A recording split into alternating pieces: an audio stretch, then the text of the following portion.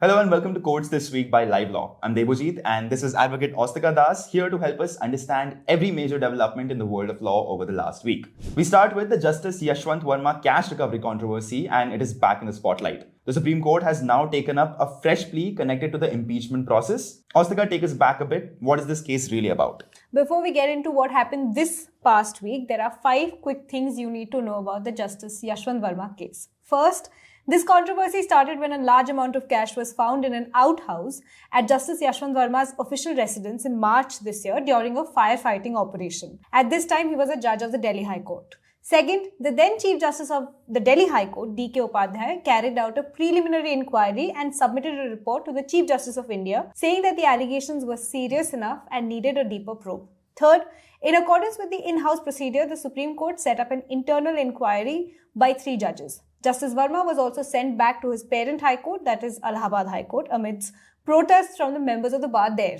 He's still a judge there, but judicial work has been withdrawn from him. Fourth, in May of this year, the 3-member committee found enough material to hold Justice Varma prima facie responsible. After Justice Varma refused to resign, the then Chief Justice of India, Sanjeev Khanna, forwarded the report to the President and the Prime Minister recommending Justice Varma's impeachment in terms of Article 124(4) read with Article 218 of the Constitution. Justice Varma challenged both the inquiry and the CJI's recommendation for his removal, but the Supreme Court dismissed that challenge in August. Fifth and finally, while his plea was still pending before the Supreme Court, MPs from both houses moved impeachment notices, following which the Lok Sabha Speaker constituted a 3-member inquiry committee under Section 3(2) of the Judges Inquiry Act. So you're saying the Supreme Court has already dismissed his earlier challenge. Then what exactly has come up before the court now? Right. What was dismissed back in August was his challenge to the Supreme Court's in-house inquiry and the then Chief Justice of India's recommendation for his removal. What's come up now is a fresh challenge, a fresh writ petition, and this time it's about how Parliament set up the inquiry committee for impeachment. And what's the problem he's pointing out with that process? Justice Varma's argument is fairly straightforward. He says that since impeachment notices were moved in both the Lok Sabha and the Rajya Sabha on the same day, the law requires the inquiry committee to be set up jointly by the Lok Sabha Speaker and the Rajya Sabha Chairman. Instead, the Speaker went ahead and constituted the committee on his own without that joint consultation, and that, he says, violates the Judges Inquiry Act. And what happened this week? The Supreme Court has now agreed to hear this challenge, issued notice to the Speaker's office in both houses of Parliament, and the matter is scheduled to come up after the winter break on January 7th. Next, we saw the Supreme Court issuing a notice to the centre on a very disturbing plea by an advocate who alleges she was illegally detained overnight at a police station in Noida and subjected to custodial sexual assault and torture while performing her professional duties. Ostika, what are the allegations exactly here? The petitioner is a practicing woman lawyer who says she went to Noida Sector 126 police station late at night to assist her injured client in getting an FIR registered. Instead, she alleges that she herself was illegally detained for nearly 14 hours and subjected to physical abuse, sexual assault, threats and coercion by police personnel there. And from a legal standpoint, what makes these allegations so serious? Several red flags. The biggest red flag, of course, is that the law clearly says a woman cannot be arrested at night without a magistrate's permission. Section 46(4) of the CRPC. Second, the Supreme Court safeguards in D.K. Basu versus State of West Bengal, which is a landmark case, which prescribes arrest memos, access to legal counsel, proper documentation, and a host of other guidelines. And these guidelines were allegedly completely ignored. What's even more serious is the allegation of custodial sexual assault, which strikes at the core of Article 21, the right to life and dignity. This also comes at a time when the Supreme Court has been flagging custodial violence more broadly, right? Exactly. If you remember, in November, the court expressed concern over poor compliance with its 2020 order in Paramveer Singh Saini versus Baljeet Singh, which made CCTV cameras mandatory in police stations and interrogation offices to prevent custodial abuse. The petitioner here alleges that CCTV cameras were disabled or removed, which, if true, shows how systemic safeguards are simply not being followed. So what happened next in the case? The Supreme Court has issued notice and will now examine the state's response. Beyond individual accountability, this case raises a larger question. How safe are citizens, especially women professionals, even inside police stations? And whether the court now needs to step in with stronger enforceable safeguards to curb custodial violence. Next in focus, we have Delhi as it continues to choke under severe air pollution, and the Supreme Court has modified its earlier order on the old vehicles in the National Capital Region. Ostika, what has the court clarified this week? The court has clarified that simply being old is not enough anymore. Action can be taken against diesel vehicles over 10 years and petrol vehicles over 15 years only if they fall below BS4 emission standards. So if an older vehicle meets BS4 norms or higher, it won't face coercive action just because of its age.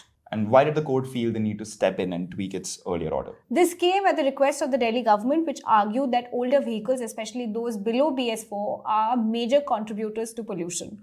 With air quality in the severe category and GRAP 4 already in force, the court agreed that the focus should be on emissions, not just how old the car is. Put this in context for viewers. How does this fit into Delhi's broader anti-pollution push right now? It really fits into the bigger picture. Delhi is already in emergency mode.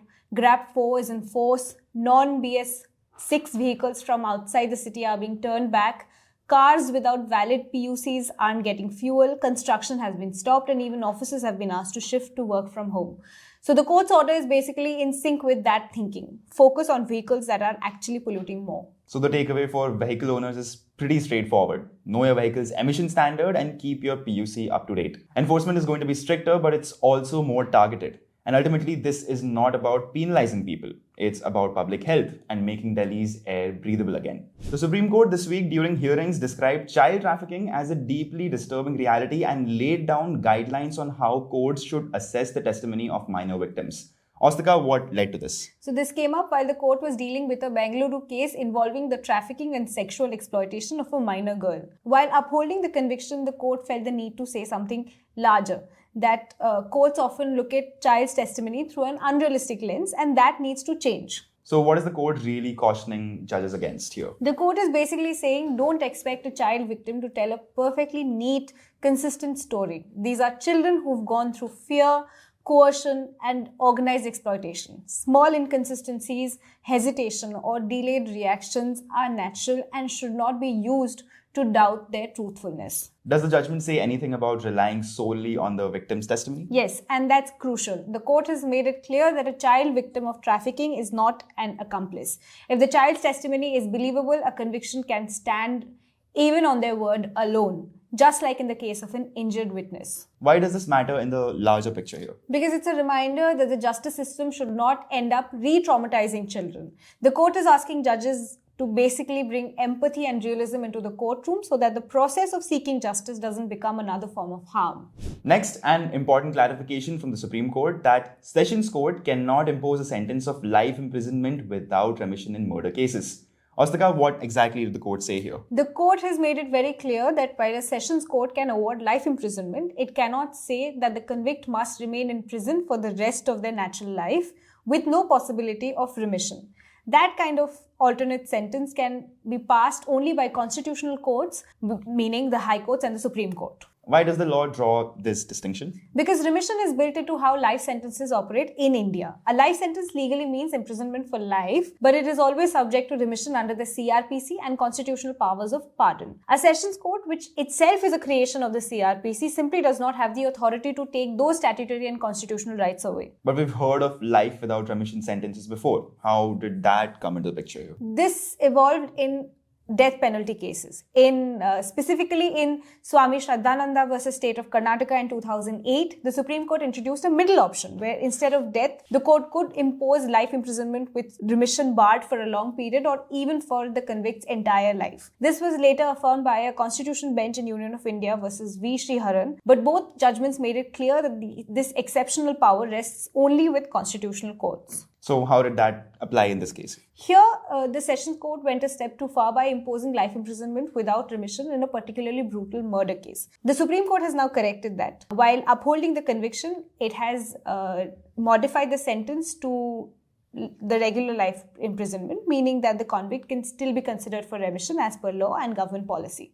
Last week, the National Herald case was back in the spotlight. A Delhi court has refused to take cognizance of the Enforcement Directorate's money laundering complaint against Rahul Gandhi and Sonia Gandhi, and the ED has now moved the Delhi High Court. Austika, what is the National Herald case and what exactly happened here? To give you a quick recap, we have to go back to the freedom movement. Associated Journals Limited was set up in 1937 by Jawaharlal Nehru and other freedom fighters to publish the National Herald, along with Qaumi Awaz and Navjeevan. The newspapers eventually shut down around 2008 after running into heavy losses, but AJL continued to own very valuable properties across cities like Delhi and Lucknow. The present controversy begins in 2010-11 when a newly formed company called Young Indian Pvt Ltd, in which Sonia Gandhi and Rahul Gandhi hold a majority stake, took over AJL's debt for over 50 lakh and in the process gained control over AJL and its properties. In 2012, BJP leader Subramaniam Swamy filed a complaint alleging that this takeover was done in a malicious manner to acquire assets worth over 2,000 crore. The ED later stepped in to probe whether this amounted to money laundering, while the Congress has consistently maintained that the transaction was legal, charitable in nature and involved no personal gain. So what happened this week? So this week, the trial court has essentially said that the ED's case as it stands cannot go forward. And the reason is quite technical but important. The money laundering complaint isn't based on an FIR for a scheduled offence, which is a basic requirement under the PMLA. Instead, it's built on a private complaint filed years ago by Dr. Subramaniam Swamy. And why does the absence of an FIR matter so much under the PMLA? Because under the Prevention of Money Laundering Act or PMLA, money laundering is always linked to a scheduled offence. That scheduled offence has to be registered through an FIR first. The court said you can't start a full-fledged money laundering prosecution just on the basis of a private complaint and a summoning order. It does not meet the legal threshold. Does this mean the case against the Gandhis is over? Not quite. The court was careful to say it wasn't ruling on the merits of the allegations. It specifically noted that the Delhi Police's Economic Offences Wing has already registered an FIR, and once that process moves forward, the legal position could change. For now, the ED's complaint has been stopped at the threshold. And what happens next? The ED has already challenged this order before the Delhi High Court. So the next chapter will be about whether the trial court was right in insisting on an FIR as the foundation for this PMLA case. That's the key legal issue to watch going forward. In another big development, the Delhi High Court has set aside a Lokpal order that allowed the CBI to file a charge sheet against Trinamool Congress MP Mahua Moitra in the cash for query case. Austika, what's the significance of this here? This is a major procedural win for Mahua Moitra. The High Court has said that the Lokpal got the law wrong while granting sanction to the CBI. Essentially, the court felt that the Lokpal did not properly follow the process laid down under the Lokpal Act before allowing a charge sheet to be filed. What exactly was the problem with the Lokpal's approach? The issue was about sanction. Under the Lokpal Act, before granting sanction, the Lokpal has to consider the public servant's version or comments. Moitra's case was that although she was asked to file responses and make submissions, those were completely ignored and the Lokpal more or less rubber stamped the investigation report. The High Court agreed that this was a serious flaw. Does this mean the case against her is over? No, not at all. The High Court hasn't commented on the merits of this allegation. It has only set aside the sanction order and sent the matter back to the Lokpal, asking it to reconsider the issue of sanction properly and in accordance with law. So what happens next here? The Lokpal has been given 1 month to re-examine whether sanction should be granted. So the case is very much alive, but for now the court has made it clear that due process has to be strictly followed. The last story on courts this week is where law and accountability meet, and it involves IndiGo and the Competition Commission of India. So Austika, what's the issue here? So after the massive flight disruptions, thousands of cancellations, stranded passengers, missed connections, the CCI has now stepped in.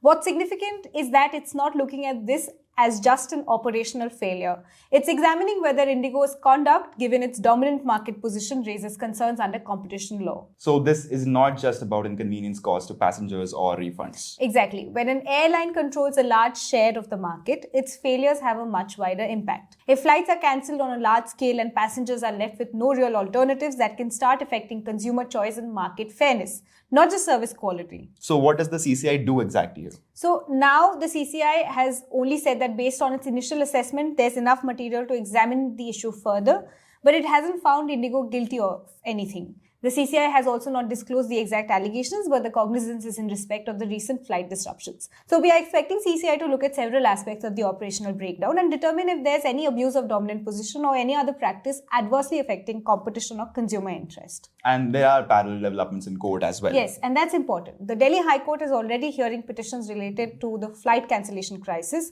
covering issues like passenger compensation, DGCA oversight and regulatory lapses. The Supreme Court meanwhile has refused to entertain a PIL on the same issue, saying it won't allow parallel proceedings since the High Court is already seized of the matter. It has told petitioners to approach or intervene before the Delhi High Court instead. So overall, this issue is being looked at from multiple angles. Exactly. You have the Delhi High Court looking at passenger rights and regulatory compliance, the DGCA conducting its own inquiry, and now the CCI also examining whether market dominance played a role. That's a wrap on these courtroom developments from the past week. We'll continue to follow these cases as they develop. For a detailed coverage, you can visit LiveLaw's website at www.livelaw.in, and we'll be back again with the next episode of Courts This Week. Have a happy holidays, and we'll see you soon.